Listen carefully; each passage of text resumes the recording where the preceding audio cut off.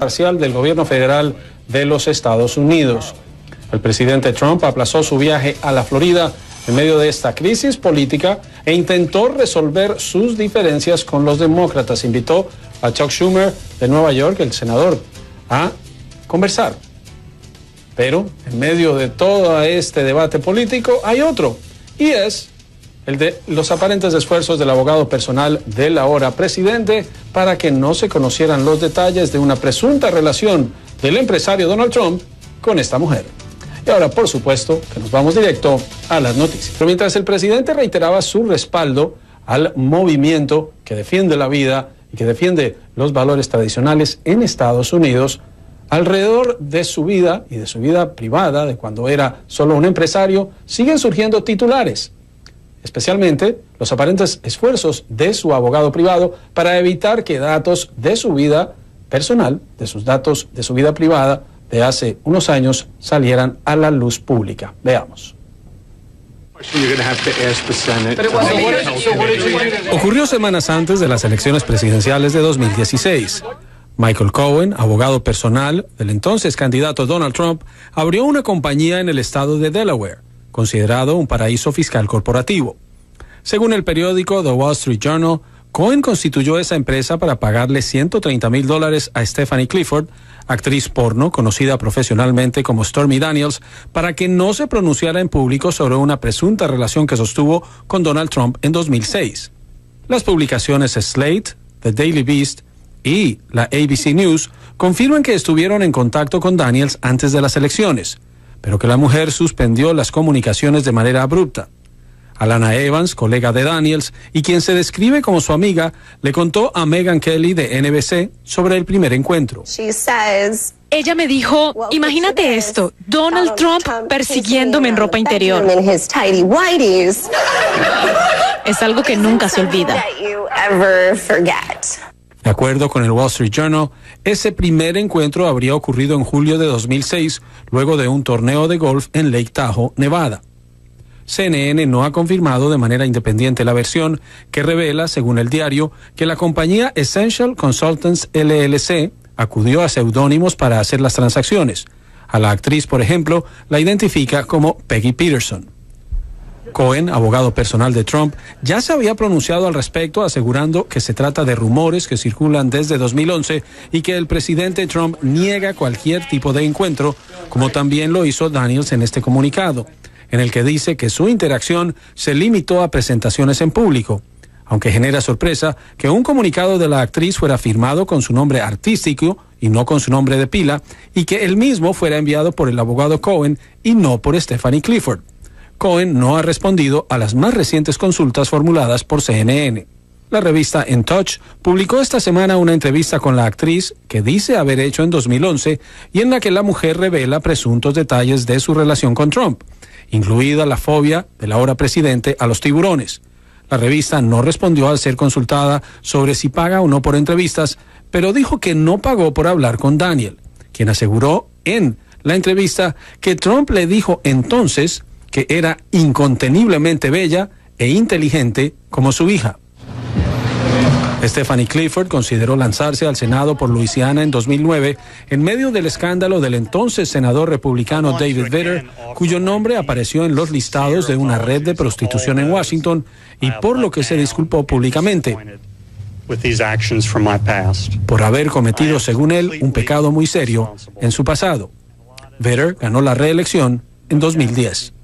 Otro viernes agitado en Washington que no correspondía con lo que tenía el presidente en su agenda, que era dirigirse a una manifestación de personas que rechazan el aborto, viajar a la Florida, pero no, se quedó porque aún no está claro si habrá fondos para el gobierno federal a partir de la medianoche.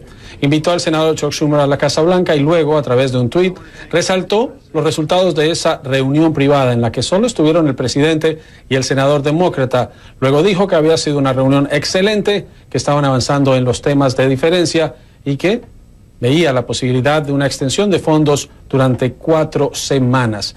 Es parte del debate que se vive, de las diferencias entre demócratas y republicanos y de un escenario político muy diferente al de 2017, cuando los republicanos no necesitaron a sus rivales demócratas para avanzar en la legislación. Mostramos las imágenes. Desde la Casa Blanca se dirigió a manifestantes que colmaron la Alameda en oposición al aborto.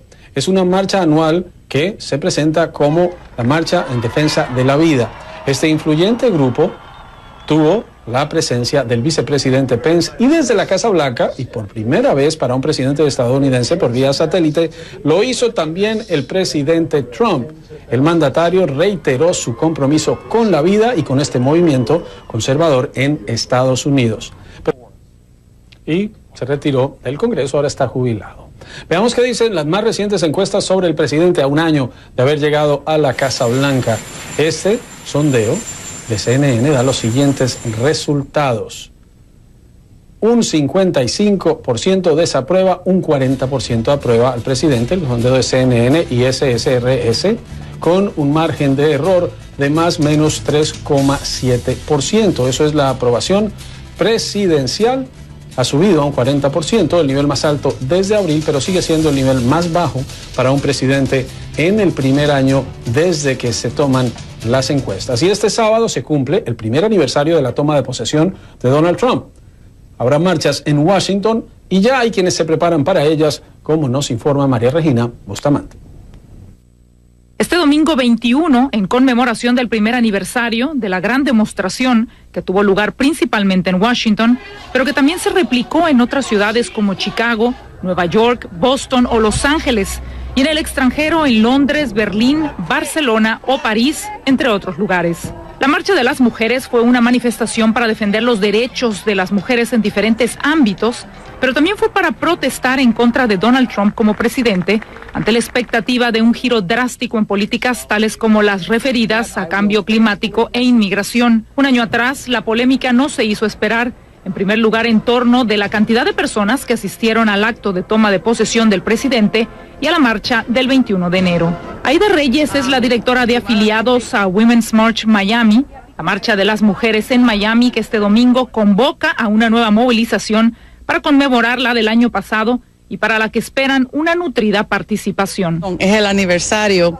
de la marcha que hicimos en Washington, pero que una marcha que pasó mundialmente. Estimadamente marcharon 5 millones de personas mundialmente para protestar la instalación de este presidente. Bueno, el año pasado fui capitana del autobús que salió aquí de Miami, representando Women's March aquí en Miami, y viajamos casi 20 horas para llegar a Washington, D.C., y la experiencia fue algo extraordinario, algo que yo nunca me iba a imaginar y que para mí en mi vida ha sido lo más impactante que yo he hecho en mi vida. Estar marchando y en comunidad con más de un millón de personas, la mayoría mujeres, que no hubo ningún acto de violencia, no hubieron arrestos.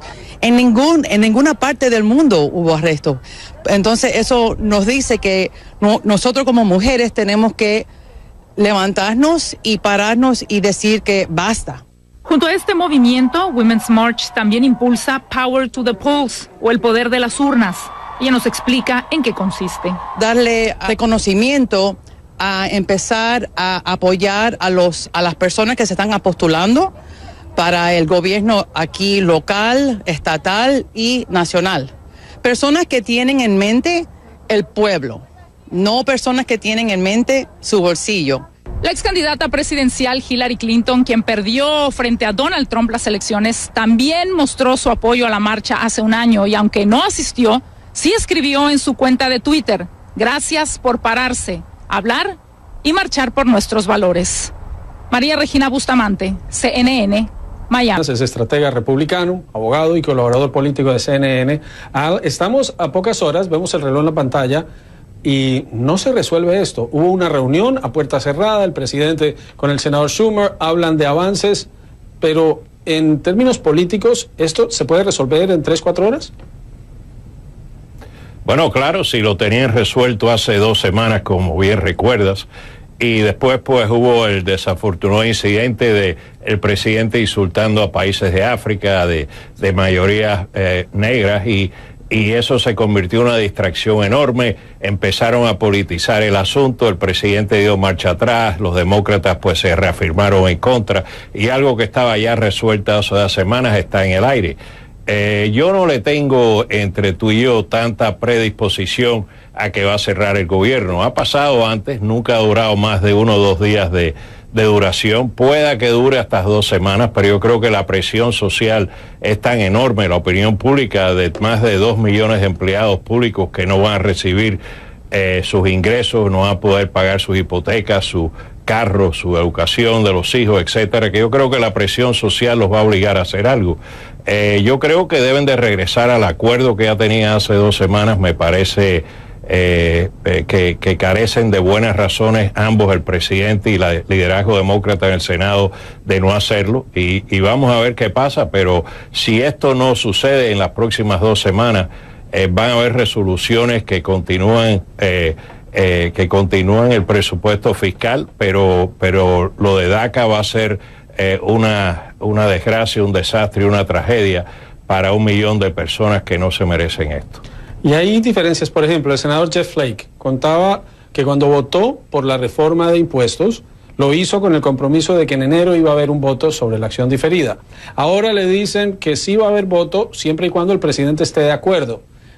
Esas promesas que no se cumplen tienen consecuencias políticas en Washington entre republicanos y entre demócratas. Y los demócratas dicen a puerta cerrada que están cansados de que simplemente no se les tenga en cuenta. ¿Hay forma, tendrá McConnell, tendrá Ryan, que buscar un camino para convencer a los demócratas y del presidente de poder, como lo hizo ya en una oportunidad, pasar por encima de su partido y negociar directamente con la oposición? Mira, hay un dicho de que el primer año de la presidencia, los miembros del Congreso votan de acuerdo a la mejora del país. Y después del primer año de una presidencia votan de acuerdo a su futuro político. Esto es un año de elecciones. Hay muchos comicios muy importantes que tienen que ver con esto. Están mirando las encuestas, no están mirando el corazón de ese 1 millón de personas inocentes que están en juego aquí. Y muchos van a votar de acuerdo a la política de su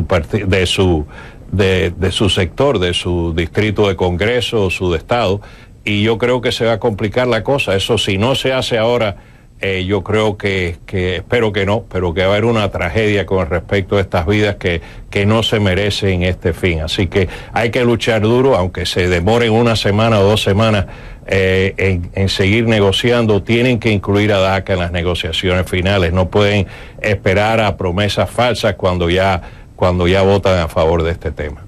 Y algo que molesta a muchos es cuando se enteran de que esta suspensión de pagos no cobija al Congreso, no cobija a la Corte Suprema, no cobija al presidente.